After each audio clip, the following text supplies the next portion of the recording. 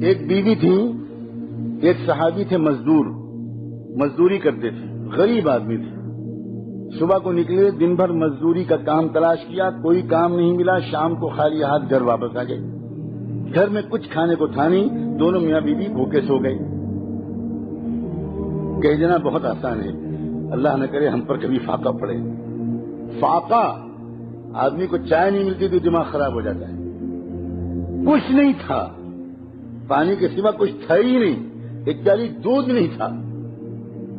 بھوکے سو گئے. صبح کو پھر نکلے، پھر بیوی نے دروازے تک آ کے سلام کر کے رخصت کیا.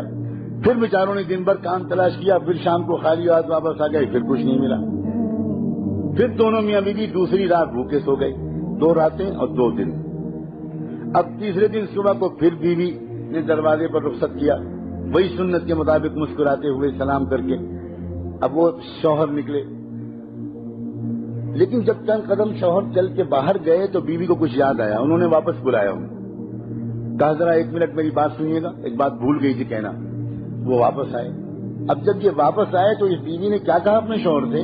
اپنے بیوی نے شوہر سے یہ کہا کہ میں آپ سے یہ کہنا بھول گئی تھی، اس لیے آپ کو واپس بلایا کہ 2 راتیں 2 دن تو ہو چکے ہیں، دونوں فاقے سے ہیں. میری محبت کی وجہ سے آج اگر آپ کو کوئی کام نہ ملے تو کہیں میری محبت کی وجہ سے آپ کوئی حرام لقمہ لے کر مت آئیے گا. تیسری رات ہم پھر خالی بھوکے سو لیں گے، مگر حرام لقمہ لے کر مت آئیے. مجھے بتاؤ، یہاں تھوڑے سے مرد بیٹھے ہیں، جس مرد کو ایسی باہمت اور وفا شعار اور ساتھ دینے والی ایسی بیوی مل جائے گی، وہ مرد دنیا کا بادشاہ اپنے کو محسوس کرے گا کہ نہیں کرے گا؟ وہ پہاڑوں سے ٹکرا جائے گا صرف اسی ایک وفادار عورت کی محبت کے سہارے.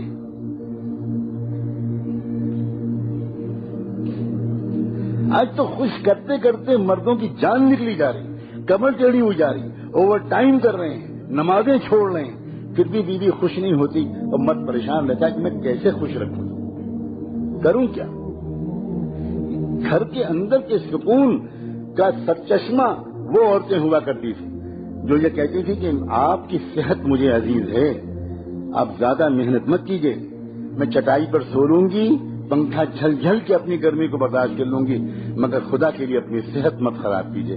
جب بیوی شوہر سے یہ کہے گی کہ آپ اپنی صحت کا خیال رکھیے، اتنا زیادہ مت کمائیے کہ آپ کی صحت خراب ہونے لگے، اتنا ٹینشن مت لیجیے، سادہ سے زندگی گزارنے میں بڑا مزہ ہے، ذرا بچوں کے پاس بیٹھیے، وقت دیجیے بچوں کو. آپ صبح سے نکلتے ہیں، رات میں آتے ہیں، 2 سال 3 سال دوسرے ملک میں رہتے ہیں، یہ کوئی زندگی نہیں ہے. میں اس طرح کی زندگی گزارنا نہیں چاہتی.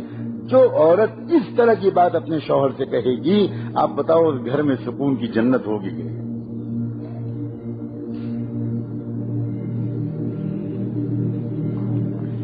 ایک صحابی اللہ کے راستے کے سفر سے واپس آتے ہیں کئی مہینے کے بعد. اب آدمی اپنے گھر واپس آتا ہے، تمنائیں لے کر آتا ہے، ارمان لے کر آتا ہے، خواہشات لے کر آتا ہے، نئے طرح طرح کے خوبصورت خیالات اس کے دل میں ہوتے ہیں. اب وہ آیا گھر میں، بیوی نے خوب اچھا استقبال کیا، خوشیوں کے سارے سامان فراہم کیے، بہت اچھی رات گزری، بہت پیار بھری رات گزری.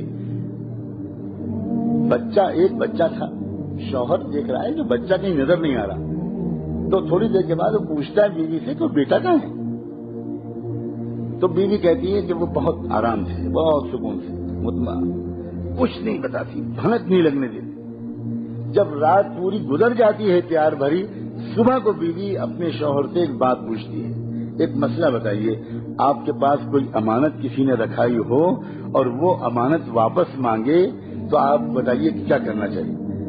تو وہ کہنے لگے یہ کوئی مسئلہ پوچھنے کا ہے، امانت تو ہوتی ہے اس لیے کہ واپس کرنی چاہیے، فوراً واپس کرنا چاہیے، اور واپس مانگنے پر کوئی برا نہیں ماننا چاہیے.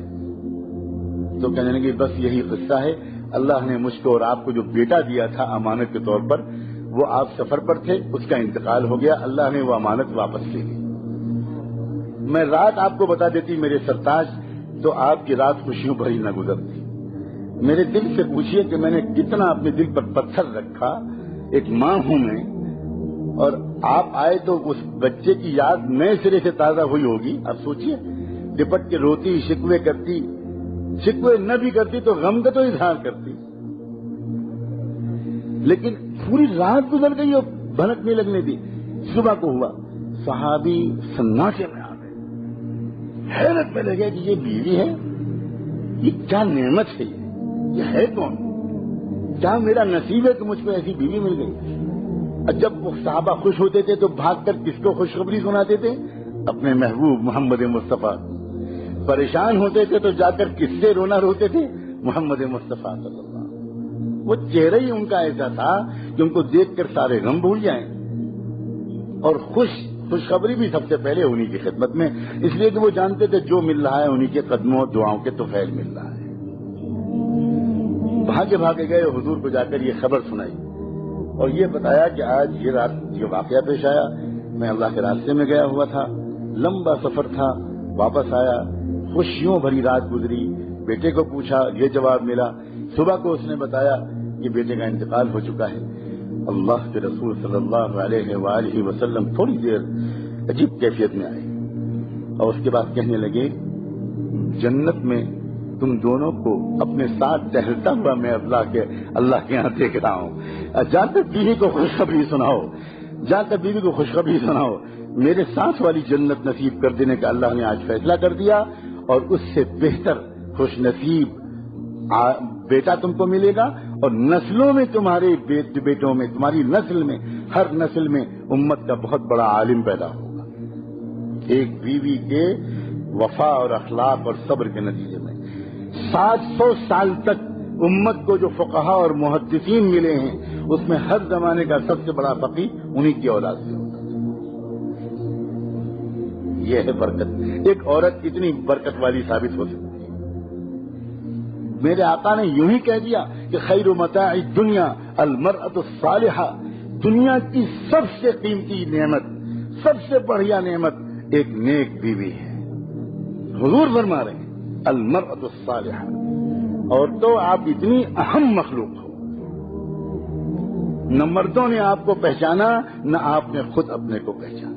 سچی بات ہے, مردوں نے بھی آپ کو کس نگاہ سے دیکھا, آپ سے خالی کام نکالے, آپ کو خالی گھر کے کام میں جوت دیا, آپ کو ڈانٹا, آپ کا دل دکھایا, نہ آپ کو ولایت کے راستے پہ چلایا, نہ آپ کو ذکر سکھایا, نہ آپ کو اللہ کی محبت سکھائی, نہ آپ کو تہجد سکھائی, نہ آپ کے اندر اللہ کے رسول کا عشق پیدا کیا, نہ مردوں نے کیا, نہ آپ خود اپنے کو پہچانی. آپ بھی خاص سوائے ہونٹوں اور آنکھوں اور چوڑیوں اور بندوں اسی میں لگی رہتی ہیں, وہ خالی اسی کے تذکرے, اسی کی تعریف, اسی کی برائی.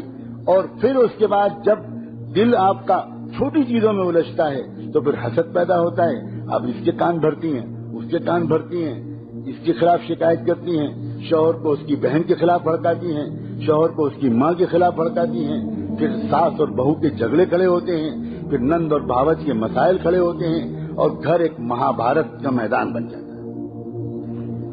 اور آدمی اس گھر پر لالچ بھیجتا ہے. دیندار آدمی مسجد میں وقت گزارتا ہے, مارا مارا پھرتا ہے, بھاگا بھاگا پھرتا ہے, اور دنیا سمجھتی ہے کہ دین کا بڑا کام کر رہا ہے, حالانکہ اصل میں شاید بھاگنے کی وجہ یہ ہے کہ اس کے گھر میں سکون نہیں ہے. اور جو دنیا دار آوارہ لوگ ہیں وہ شراب خانوں میں اور جوئے خانوں میں پناہ لیتے ہیں, اور صرف اس لیے کہ گھر کا سکون ندارت تھا اس لیے سب چوپٹ ہو گیا. یہ تو گھر کے اندر سکون کے پھیلانے کا ہنر ہے, اور تو تمہارا دین اصل میں یہ ہے. اسی لیے حضور نے فرمایا ایما امرأۃ صلت خمسہا وصامت شہرہا واطاعت بعلہا دخلت الجنۃ من ای باب شاءت. کوئی بھی عورت ہو وہ خالی اتنے سے کام کر لے, 5 وقت کی نماز پڑھ لے, رمضان کے روزے رکھ لے, اللہ علیہ مہربانی اللہ کے رسول کی.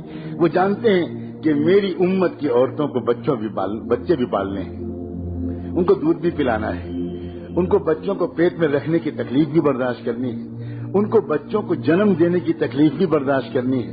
اس لیے نفلی روزے میں اپنی امت کی عورتوں سے نہیں کہوں گا کہ وہ رکھیں, وہ خالی فرض روزے رکھیں, انہیں صحت کمزور ہو جائے. تھوڑے بہت روزے شوق میں رکھ لیں, لیکن زیادہ نفلی روزے رکھنا میں اپنی امت کی عورتوں سے نہیں کہتا. میں زیادہ نفلی نمازوں کو بھی نہیں کہتا. خالی یہ عورت اپنی نیت ٹھیک کر لے تو یہ اپنے بچے اور شوہر کی خاطر جو رات میں جاگے گی, اولیاء اللہ کو تہجد میں وہ ثواب نہیں ملے گا جو بچے کی خاطر جاگنے میں اس ماں کو ثواب. گھر کے اندر کا سکون اس کا سینٹر عورت ہے. اور آپ عورتوں سے صرف ایک ہی بات عرض کرنا ہے، وہ سکون دینے کا گر سیکھ لیجیے، بجائے اس کے کہ اس کی شکایت کر رہی ہیں، اس کی شکایت کر رہی ہیں، اس سے ناراض، اس سے ناراض. یہ بہت گندی زندگی ہے، یہ بالکل دنیا اور آخرت کو برباد کر دینے والی چیز ہے. آپ اگر اللہ سے اللہ کرنے لگیں چپکے چپکے، عورتوں کے ذکر کے لیے یہ نہیں بتایا جاتا کہ وہ مردوں کی طرح پہلے تنہائی میں بیٹھیں تب ذکر کریں. عورتوں کے ذکر کے لیے بتایا جاتا ہے اپنے کام کرتی رہو، اللہ کرتی رہو، درود شریف پڑھتی رہو، کپڑے دھوتی رہو، کچن میں کام کرتی رہو، گھر کو صاف رکھو، بچے کو نہلا رہی دھلا رہی ہو، لوریاں سناتی رہو، اللہ کرتی رہو، اچھے کلمے پڑھتی رہو، بس یہ تمہارا ذکر ہے.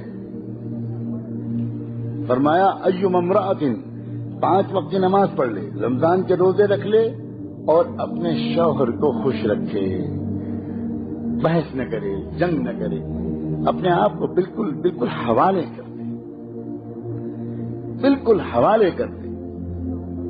بس پھر وہ کیا ہوگا؟ حضور فرماتے ہیں جنت کے جس دروازے سے چاہے گی اس عورت کے لیے داخلے کی اجازت ہوگی.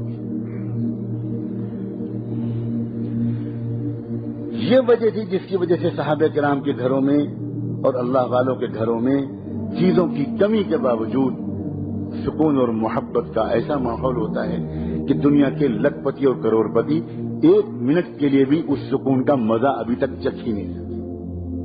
وہ جانتے ہی نہیں ہیں کہ سکون کیسے